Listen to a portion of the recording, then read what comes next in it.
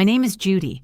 I'm 24 years old, and even though by any standard I'm a grown woman with a degree and a steady job at an insurance company, I still live at my parents' house, in the same room with the threadbare carpet and the flowered curtains I once chose when I was 15. It's not that I can't afford rent. I make enough money to rent and even save a little. It's just that I've never felt the need. I'm comfortable living under the same roof as my mom and dad, and there's a quiet honesty to that. I save money, and they don't feel abandoned. My younger sister, Christina, is completely different. She's 20, a sophomore in college in a neighboring town, an hour away, and only comes home for holidays and long breaks because her life revolves around campus, parties, and friends, and her parents pay for everything, sparing no penny. Tuition, housing, food, even pocket money. Everything is in her hands, as if it were a ready-made bow, and she doesn't even have to think about how she gets it. When I was studying, I knew the value of every dollar. Yes, I was lucky enough to snag a scholarship that covered most of my tuition, but the remaining 30% fell on my parents' shoulders, and I had to cover everything else myself: food, rent, textbooks, and even small living expenses. I toiled in the university bookstore until closing time, sorting stacks of textbooks and dusting the shelves. And on weekends, I worked part-time at a small diner where the floors were always sticky from spilled cola, and the smell of fried oil clung to my hair so badly that no shampoo could help. It was hard and not at all fun, but I learned to value money and not waste it on nonsense. And perhaps that's why today I don't have this endless desire to run away from my parents and live on my own. I know what it's like when every little thing costs effort. Mom and Dad were always hardworking and straightforward people. Dad managed a construction crew, Mom worked as a secretary at a law firm, and although we never lived in luxury, we had everything we needed and even a little more. Our own house and a small cottage by the river, where we'd spent our summers since childhood, where it smelled of old wood, mint, and river water. But this year, something seemed to snap. Dad's health began to fail. He couldn't go to work for several weeks, and Mom's hours were cut, and now bills were stacked on the table, and worry settled in my parents' eyes. I saw the tension in their faces when they thought I wasn't looking. Dad would look down at the floor, Mom would fiddle with the edge of the tablecloth, and all of it together seemed more terrifying than any words. One evening, I went down to get water and heard Mom quietly say to Dad, "Christina's rent is due in 3 months, and we don't have the savings we're used to. We can't afford it." Dad sat there, his face buried in his palm, rubbing his forehead. He always did that when the pressure of his thoughts was more than he could bear. Then Mom said, "What about the little house by the river? It's full of stuff we haven't used in ages." And then they hatched a plan: clean out the little house and sell everything they could turn into cash. They spent every weekend there for the next 2 months, sorting through the things they'd accumulated over the decades. I'd go with them and help them haul heavy cabinets and boxes out of dusty corners. And my heart sank as we dragged the old fishing boat my dad once used to teach me to hold a fishing rod outside, or as my mom wiped down the antique sideboard my grandmother had given me, with its worn handles and the smell of polished oak. But things were no longer memories. They were now turning into money. We gave the boat to our neighbor, Mr. Peterson, for $3,000. The dining room set went to another neighbor for $800, and my father's collection of tools, hammers, drills, old sets that he'd replaced with new ones over the years, were sold for $1,200. Some of the furniture was listed online, and I helped my mom photograph chairs and dressers to try to boost the price. And what was completely worthless, my dad silently took to the scrapyard. By the end of the summer, they'd sold almost everything. A fat envelope tightly stuffed with 20s, 50s, and 100s sat on the kitchen table, bringing the total to $15,000, exactly what it took to get Christina through her next school year. They hid the envelope in the closet behind a stack of sheets, as if it were the heart of the family, something they couldn't show anyone. Christina, meanwhile, knew nothing, living at her college, laughing with her friends, taking photos at parties, and confident that the money, as always, would fall into her lap. Last Tuesday morning, Dad called me into the kitchen, just before I was about to run out the door for work, and I immediately noticed how he clutched that very envelope, heavy and stuffed with bills, and his fingers trembled nervously, as if he were holding not money, but something alive, something that could break free and fly away. He placed it on the table between us and said in a quiet, almost tired voice, "Judy, do me a favor. This is all the money from the sale of the things in the river house. $15,000. You need to take it to the bank today and deposit it in our account." I took the envelope and it felt like it was dragging my arms down. Its weight made my chest go cold, and I exhaled. "Dad, this is too much to carry around." "Are you sure you want me to take it to work?" But he just shook his head, shielding his eyes with his hand. "I'd go myself, but I have meetings all day. Your mom is busy from morning until night, and you're the only one who can. You understand? We have no other choice." I looked at my watch, the hands mercilessly ticking, and said in a strangled voice, "Dad, I have a project deadline today. My boss said I can't leave, but tomorrow is my day off. I'll go to the bank first thing in the morning." He nodded, sighing heavily, and said, "Okay, just hide them somewhere overnight where no one will find them." I went up to my room looking around for a place, and suddenly all the familiar things, the dresser, the bookshelf, the closet, felt suspiciously flimsy, as if every crevice was waiting to betray me.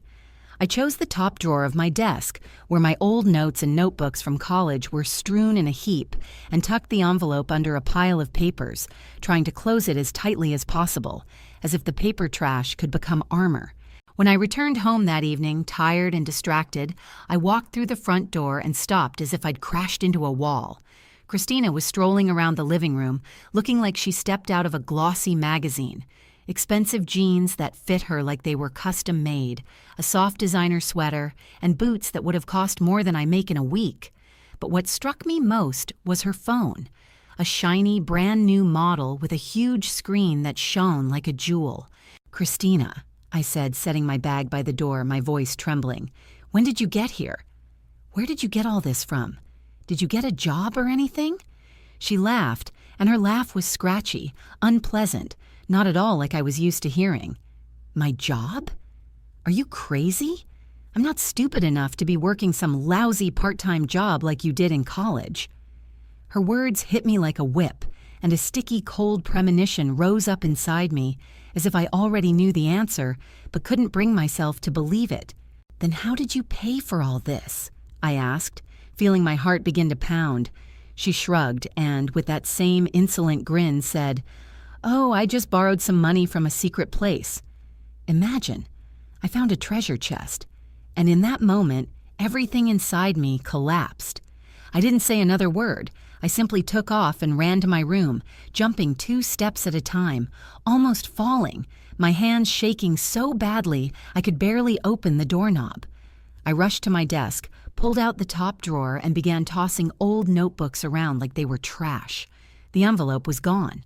I pulled out paper after paper, searching for any hint that it was stuck somewhere in the corner, but the drawer gaped empty, like a mockery, and a wild terror grew in my chest.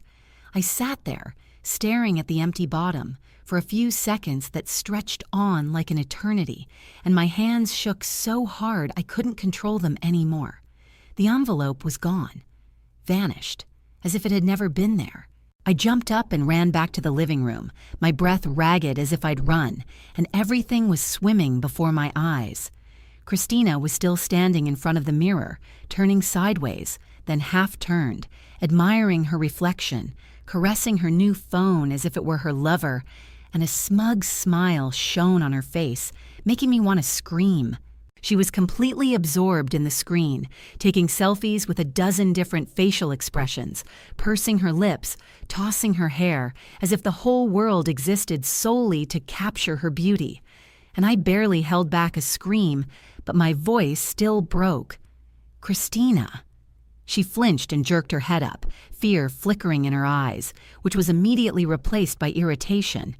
"What's wrong?" she snapped, as if I'd violated her sacred ritual. I was about to blurt it out, but at that moment her phone vibrated, and she answered without even looking at me. Her voice had changed beyond recognition, soft, drawn out, sweet, like a girl eager to please. "Yes, baby." Did you get it? I sent you 10,000, just like I promised." And my blood ran cold when I heard it. She continued to purr into the phone. I know, you need money urgently for your debts. Don't worry, don't rush to pay it back. Just take care of what you need. $10,000. I snatched the phone from her hands, sharply, as if it were burning, and without thinking, hung up. My voice trembled, but the words came out like a gunshot. "Why did you take money from my room?" She rolled her eyes and let out a disdainful laugh. "Oh, please, Judy. I came into your room to borrow your charger. Mine was broken. I didn't find the charger, but I did find an envelope you just shoved into the drawer." I took a step toward her, my hands shaking.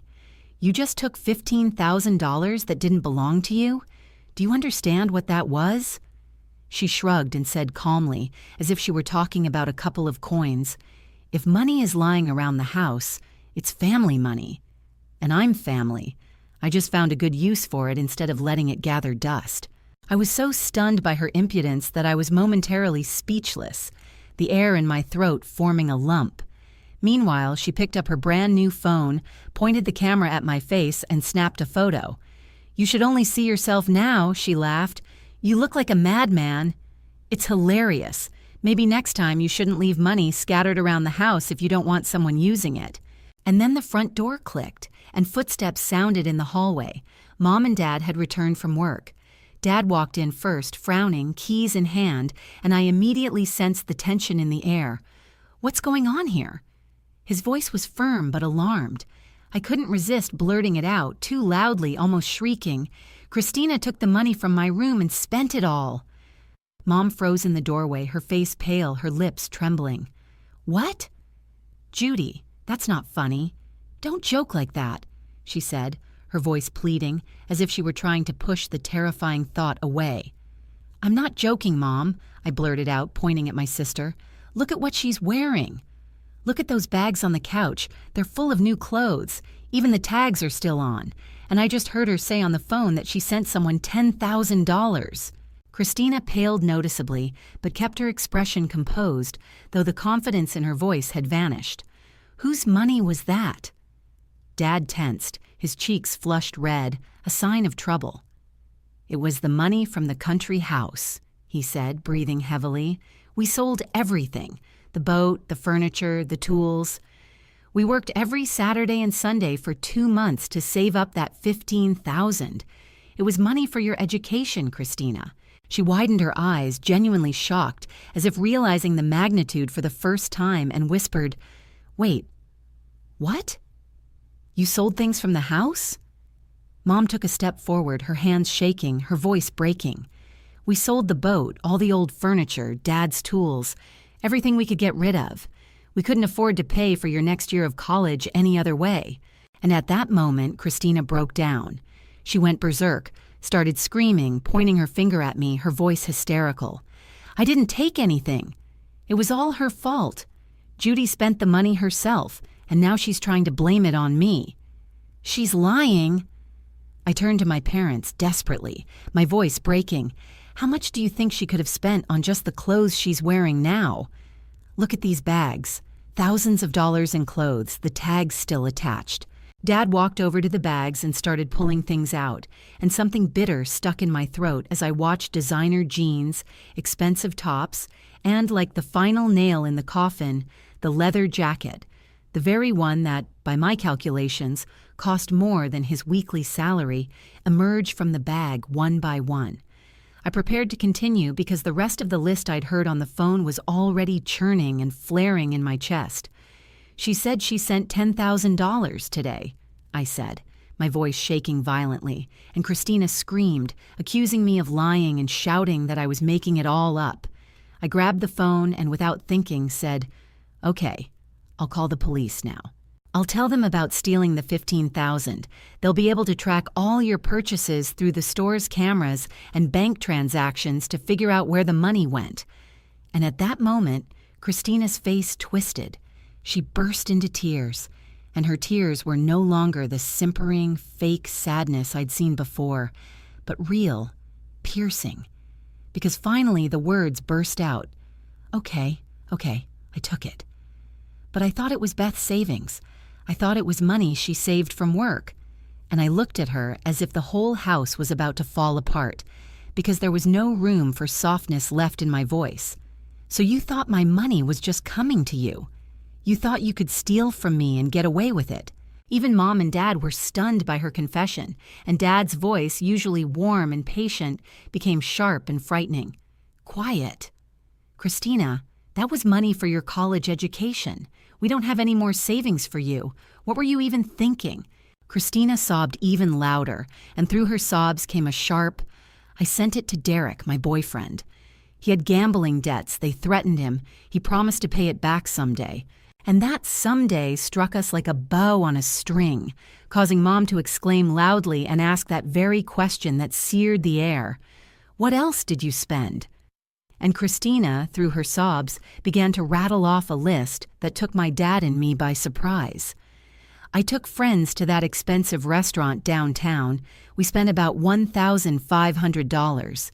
And I watched as Mom slowly sat down on the sofa, all her fatigue and usual readiness to protect her youngest daughter turning into disappointment and cruel resentment. I always protected you, Christina. Always when Judy complained that you were taking her things, I asked her to share. When you had problems at school, I looked for excuses. But today, you crossed all boundaries. And her voice shook so much that the words broke in mid-sentence. Christina, unable to bear it any longer, ran into her room and slammed the door. The sound echoed dully throughout the house, making us all freeze.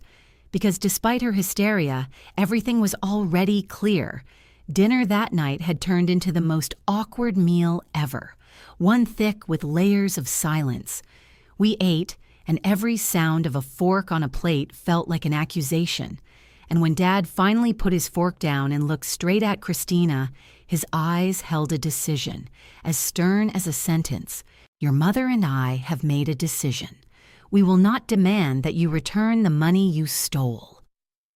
A small glimmer of hope hung in the room, suddenly flickering across her face, but I knew it was only a semblance of mercy, because Dad continued without hesitation. However, starting next semester, you will take a year off from school. You will find a job and earn your own money. We won't give you any more money for tuition or any other perks. And when she cried out that she couldn't earn that much and that tuition was expensive, Dad said so firmly that the house smelled of iron for a second. You should have thought about this before handing over $15,000. And that was the final decision, not subject to discussion. Christina began to cry again, and her tears were as full of fear as they were of bitter reality.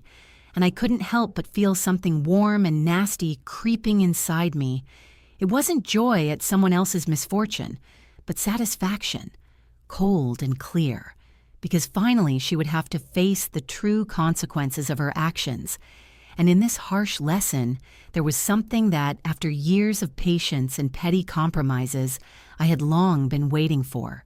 That night, around midnight, I heard a soft knock on my bedroom door, and my heart sank, because in the silence of the house, the sound was so insistent and pitiful, as if someone was standing behind the door, empty-handed and full-eyed. I opened it slightly, and there was Christina, her face full of everything, weariness, anger, hopelessness, but most of all, a despair that made me feel uneasy. "Judy, please, I need to ask you something," she whispered, turning around, as if afraid her parents would hear her footsteps in the hallway. "What do you need?" I kept my voice deliberately cold, but inside I already knew what was coming. "Could you lend me $15,000? I promise I'll pay it back as soon as I graduate and find a real job. You understand how important college is to me, please." And at that moment, I couldn't believe my ears, because it sounded not just like a request, but like a slap in the face after everything that had happened today. I stared at her in amazement, and the words just came out of my mouth. "Are you seriously asking me for money after what you did today? After you fleeced our parents and ruined all their plans?" She immediately flared up. "Come on, Judy. We're sisters. Family helps family, right? But I couldn't even listen to that tone anymore, these eternal manipulations. No, Christina. Absolutely not. You made your choice today, I said quietly, but in a way that made her back off. She stood there for a moment, a hurt expression on her face, then turned abruptly and ran into her room, slamming the door so hard it rattled my windows. I lay in bed trying to fall asleep, but instead, memories began to unwind in my head, like an old film reel, with Christina playing the same role over and over again. I recalled how, as a child, she'd steal my toys without asking, break them, or hide them until I cried at night. In high school, she'd take my clothes, return them torn or dirty, and sometimes not return them at all. I remembered how money would disappear from my piggy bank when I was saving for something special, and every time I complained to Mom and Dad, they'd repeat the same old refrain. "She's your little sister, Judy. She doesn't mean you any harm. You should share. She probably needed it for something important." I lay there and thought, what if she had stolen my savings instead of theirs? Wouldn't my parents justify her again? Wouldn't they say the same words I'd heard my whole life? The next morning at breakfast, Christina decided to change her tack. She came downstairs slowly, looking like a repentant girl, and her voice was quiet, as if she'd rehearsed it all night. "I'm so sorry about yesterday. I know I did the wrong thing, and I promise I'll never do it again." But Dad didn't even look up from his coffee mug. His voice was cold and cutting. "Apologizing won't change our decision. Christina, you won't get a penny from us anymore for tuition or rent." She tried to object, her voice trembling. "But there's no way I can earn enough to pay for everything myself." And then Dad looked at her in a way that sent a chill down my spine. "You should have thought about that before spending our money. This conversation is over. Later that morning, Christina put on quite a show. She stomped and stomped as she dragged clothes around her room, throwing them into suitcases so that every sound could be heard below, like hammer blows. Then I heard the suitcases rattling up the stairs and hitting the banisters. And there she was, standing at the front door, flushed and out of breath, her face full of theatrical grief. "Okay," she announced loudly so everyone could hear. "If you don't want me here, I'll go live somewhere where people will actually care about me." And turning, she walked out, leaving behind a void and the slam of a door. We didn't hear a word from her that day. The house was strangely quiet, as if the air had been sucked out of it along with her screams and drama. But the next day, the phone rang in the living room, and my mother answered, her face pale, and then handed it to me. It was Grandma, her voice trembling and worried. "Judy, what happened?" "Christina called me in tears and said you kicked her out of the house and aren't letting her finish college. She said you're the reason she's in trouble with her parents." The phone trembled in my hands, and I immediately handed it to Dad, because I knew only he could explain everything without unnecessary emotion. He calmly but firmly told Grandma everything as it happened, every detail, leaving no room for her fairy tales. When he finished, there was a long silence on the other end, and only then did Grandma exhale heavily.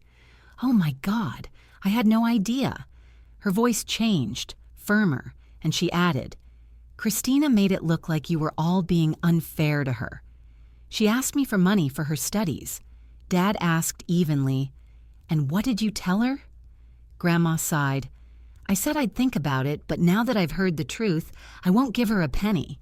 In fact, that very evening after my conversation with Grandma, I went through the house checking drawers, cabinets, and even the pantry, because I couldn't shake the feeling that Christina might have taken something else when she visited last month, and the thought made me angry and shaky with helplessness. But it soon became clear that my worries were justified. Over the next few days, the phone in our house literally rang non-stop, ringing in turn, and each call seemed to be a new chapter in the same story. First, Aunt Sarah called, her voice halting as she asked why Christina had suddenly asked her for a loan, insisting that her parents had abandoned her.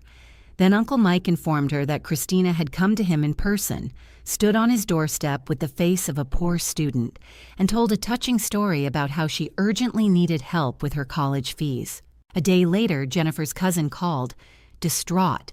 Christina had asked her to co-sign her student loans, insisting that she had no one closer and that only Jennifer could save her.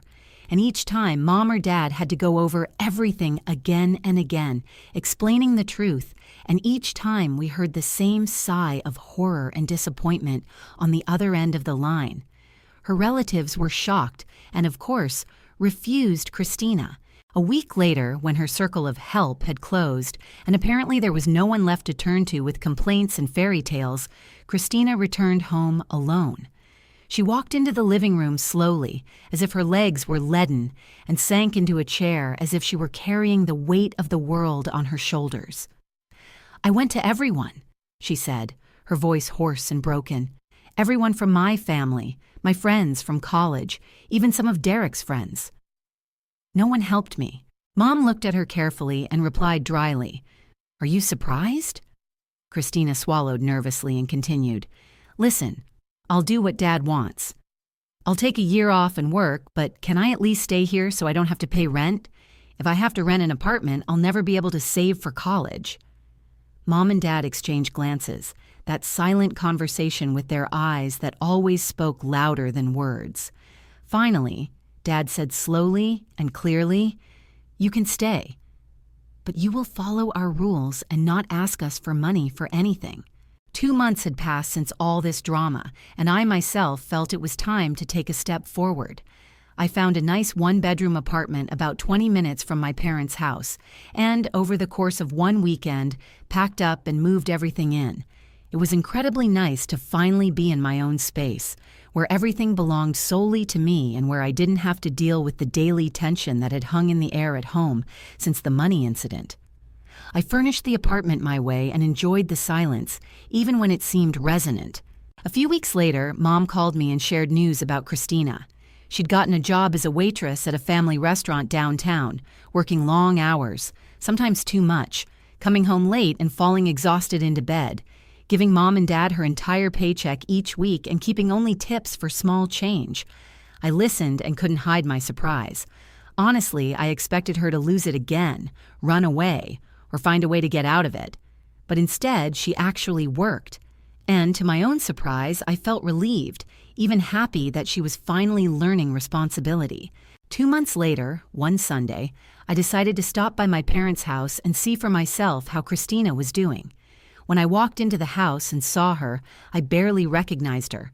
The girl who used to walk around the house with her head held high in designer jeans, her hair perfectly styled, and a phone in her hand that cost more than my monthly salary, now sat at the kitchen table in plain jeans and a regular t-shirt, without makeup, eyelash extensions, or a manicure. She looked tired, yes, very tired, but at the same time more genuine than I had seen her in years. "Hi, Christina," I said, sitting down across from her, and for the first time, there was no anger or mistrust in my voice, only cautious warmth. "How's work?" She sighed heavily, rubbed her forehead, and said, "It's tough. My legs hurt all the time, and some of the customers are incredibly rude, but I'm coping, and it's getting a little easier." At that moment, Mom walked into the kitchen, hugged me, and said with a smile, "Judy, you're just in time." I was just about to tell Christina about the new account we opened for her. "What account?" I asked, looking warily between Mom and Christina. Dad joined us in the kitchen, still holding his ever-present coffee mug, and said in a calm voice in which I immediately heard the steely determination he displayed only in the most serious situations, "We opened a special savings account for Christina." He explained that every week when Christina brought them their paycheck, they put the entire amount into this account, leaving her only tips for everyday expenses. I glanced at my sister and she nodded, as if confirming his words, adding quietly, almost apologetically, "The tips aren't much. Well, maybe $40 or $50 a week." Then she admitted that she had to sell her new phone and buy an old, cheap one just to get by. I noticed that she was indeed holding an old flip phone, the same model they'd used 10 years ago, and it seemed almost ridiculous, especially considering the shiny, expensive smartphone she'd once bought with her parents' money. Mom sighed and explained, "We told Christina she can't touch the money in this account for a whole year." After 12 months, we'll give her access, and then she can decide for herself what she wants to do." "What do you mean, decide what to do?" I asked, because I immediately heard that tone my parents used to hide their true intentions. Dad's face turned stern and he said, "She can either use the money to go back to college or give it to her boyfriend. But if she chooses her boyfriend, she'll leave this house forever." I looked at Christina and frankly expected to see a protest or at least a flash of irritation, but she just nodded as if she understood the rules of the game and resigned herself to it. Mom suddenly lowered her voice, even though there were only us in the room, and said, "Speaking of Derek, I heard Christina talking to him on the phone last week. He asked her for money again." I turned to my sister and asked directly, "And what did you tell him?" Christina lowered her eyes and answered barely audibly, "I told him I don't have money to give him." Then, after a slight pause, she added, "He got angry. He said I was selfish. He keeps saying that if I loved him, I'd find a way to help him with his debts." "What do you think about that?" I asked. A long pause hung between us, and only after a few seconds did Christina exhale. "I think Derek only loves me when I can give him something." 4 months passed, and one day my mother called me, her voice excited, but also bitter. Christina broke up with Derek.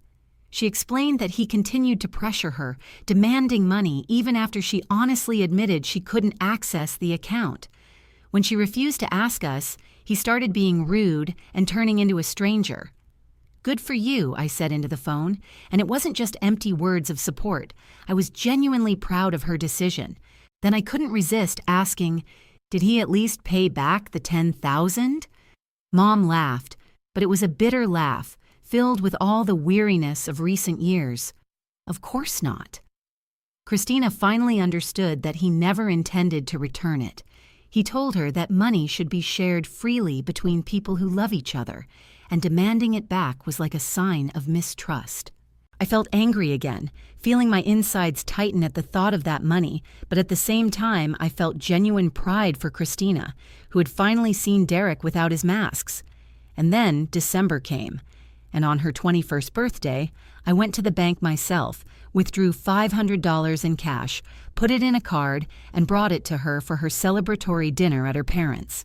When she opened the card and saw the money, she sat silently for a long time, looking at the bills, tears in her eyes. "Thank you," she whispered, and there was something new, something genuine in that thank you. But what she did next shook me to the core. Instead of keeping the money for herself, Christina handed it to Dad and said, "Can you put this on my account too?" "I want to save every penny I can." Dad looked as stunned as I did, but he nodded and took the money. And when Christina left the room, the three of us, my parents and I, sat down at the table, and the conversation that ensued was completely different than before.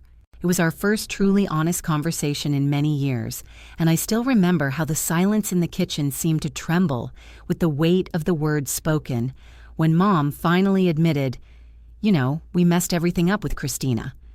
We spoiled her terribly. We always made excuses for her behavior and never made her face the consequences." Dad nodded and added, "Remember how she took money from Judy's piggy bank? We told Judy to stop complaining because Christina was little. But really, we taught her that you can take whatever you want and get away with it." I looked at them and said, trying to sound grateful as well as bitter, "I'm glad you finally realized that. But I'm even happier that you're making amends now, even if it's at the cost of such hard lessons that have cost us all dearly." Meanwhile, my parents were indeed working on making amends, not only for their mistakes in parenting, but also for what symbolized a new stage for them. They bought an old country house and spent all their free time there, paintbrush in hand, painting the gray, peeling walls, in the garden, clearing away weeds, or choosing furniture that could bring the house back to life. And when they invited Christina and me to spend a week there together that summer, I initially thought it was another attempt to mend cracks that could no longer be mended. But then I realized that this is exactly what a family's true desire to start anew looks like. The house had truly changed, as if it had been washed clean of the past. The white walls gleamed, the windows were clean, and sunlight poured through them, falling differently on the new furniture they'd bought to replace what they'd once had to sell to pay off Christina's debts and her frantic purchases. And so, on the third evening, my sister and I were sitting on the veranda, looking out at the river, where the setting sun cast crimson streaks across the water. And for the first time in a long time, we were talking as if we truly were sisters, not enemies, forever settling grievances. Christina suddenly spoke, and her voice was serious, completely different from the petulant tone I'd heard from her almost my entire life. You know, I never understood money before, but now I know how hard it is to earn even $50. When I see something for $100, I think, that's 2 days' work, 2 days of aching legs, heavy trays, and rude customers. I nodded and said, "That's a good way to think about it." She lowered her head and added, almost in a whisper, "I think about that 15,000 all the time, about how many hours Mom and Dad worked to earn it, and I just gave it away like it was nothing." There was a tremor in her voice, and for the first time I believed these were real words, not a mask for yet another manipulation. "It must have been months and months of work for them," she continued. I confirmed. "They worked overtime and weekends to save up that money." "I wish I could take it all back," Christina said, tears glistening on her cheeks. "All of it. The money, the way I treated you, all my antics." I placed my hand on hers and quietly replied, "You can't take it all back, but you can make sure you never do it again." She jerked her head up and said with unexpected firmness, "I won't. I swear I won't." I looked at her in the rays of the setting sun, and in that moment she seemed different, not just because she was now wearing cheap jeans and no makeup, but because there was a depth in her eyes that had previously been hidden by a layer of superficial glitz and lies. She looked as if she had finally understood that actions have consequences, and that they are what make a person mature. "Christina," I said, my chest tightening with unexpected tenderness, "I'm so proud of how hard you work." She smiled, and it was that smile that held no pretense, the first genuine smile I'd seen hers in months. "Thank you, Judy," she replied. "It really means a lot to me." And as we sat together on the veranda, listening to the lapping of the river and the chirping of the evening crickets, I suddenly realized that perhaps this whole terrible story of broken trust, stolen money, screams and tears was exactly what needed to happen for us all to finally see each other without illusions. It forced each of us, Mom, Dad, me, Christina, to confront the truth we'd been trying to avoid for so long. And maybe, just maybe, because of it, we'll all be better people one day.